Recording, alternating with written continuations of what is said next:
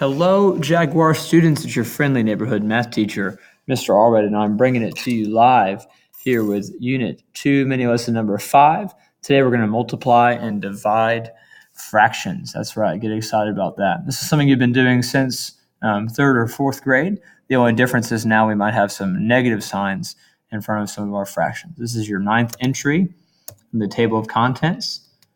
Okay, this follows your 8th entry from last Thursday, grocery store math.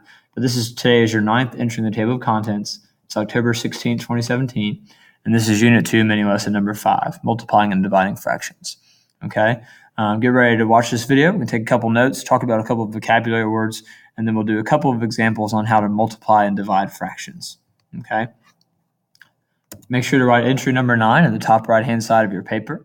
Okay, and then get ready to write a little bit. There's really 4 important words that we will need to know if we're going to multiply and divide fractions effectively during this mini lesson and for our post-test on Friday.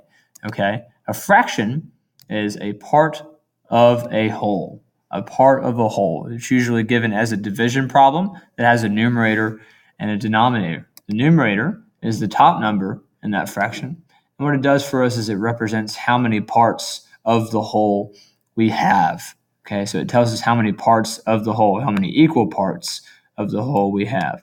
The denominator is the bottom number in a fraction, and it tells us the number of equal parts that we need to make up one whole. Okay, so we're going to say numerator and denominator a lot here in this mini lesson. I try not to say top and bottom number. I want to use the math words, and I want you to use those math words too.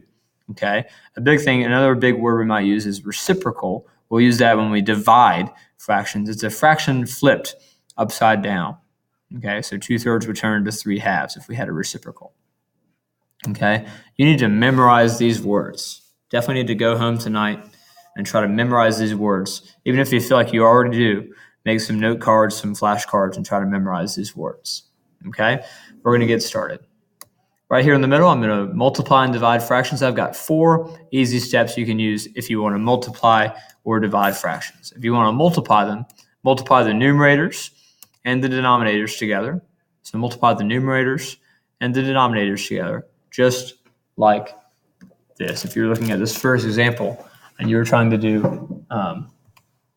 3/4 times 5/8, okay, you would need to take 3 and multiply it by 5, and take 4 and multiply it by 8, and that's going to give you 15. 3 times 5 is 15. 4 times 8 is 32.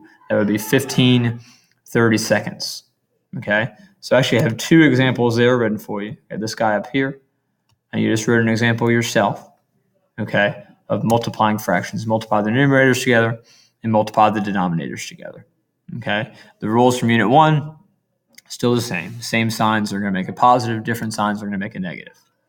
Okay, multiplying fractions is pretty easy.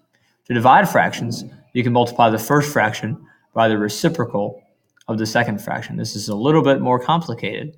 What you have to do is if you're trying to do 1/2 divided by 1/4, okay, we're going to change that division sign to multiplication and then multiply by the reciprocal of 1/4 would be a fraction flipped, 4/1.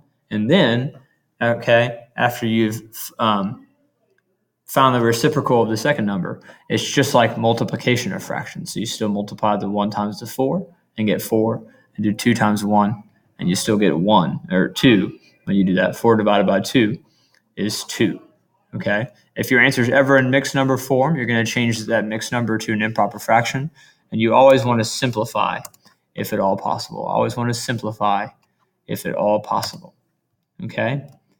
Why do those 2 things work? That's a question that a lot of kids ask me a lot of times. They say, what proof do we have that this works, Mr. Allred? So I'm going to try to prove it to you real quick. If you're trying to multiply 2 numbers to each other, okay, multiplying fractions means, the word times means of. So if you're doing 3/5 times 3/10, okay, what I've drawn here is I've drawn 2 equally sized rectangles, this guy and this guy.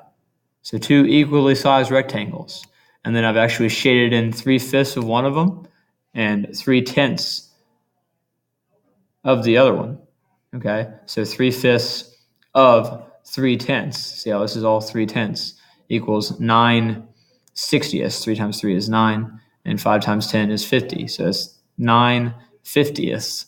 Okay, there when you multiply 3/5 times 3/10, you get 9/50ths. Okay, I hope those rectangles might have helped you to see why that multiplication strategy works. For division, okay, 20 divided by +2, we all know that's +10. We've known that for a long time. But the reason that our reciprocal division strategy works is because 20 over 1 times the reciprocal of 2 over 1, 1/2, is still 20 over 2. 20 times 1 is 20, and 1 times 2 is 2, which simplifies to the same thing. It simplifies to +10. Okay, so dividing by a number is the same thing as multiplying by the reciprocal of that number. That's why these two strategies work really, really well for us when we're multiplying or dividing. Okay, Ed Puzzle is going to ask you what you got for this first one. Okay, and that's going to tell you if you're multiplying them correctly. And then when you get to my station, we're going to work on some of the problems on the back together. Okay, so what I want you to do, if you have some extra time in my station, is I want you to work on this one and tell Ed Puzzle what you got, this first guy. I'd love for you to try this one and this one as well if you feel like you have some time by the time you're done with your video in your first station. Okay, thanks so much for watching this video. I appreciate you for watching it. Thank you for how much you care about your education. Hope that you keep up that level of care throughout today's lesson and into tonight when you're watching your notes video for mini lesson 6. Okay, make it a great day or not. The choice is yours. Of all my students I've ever taught, you are one of them. Have a great day. Thank you.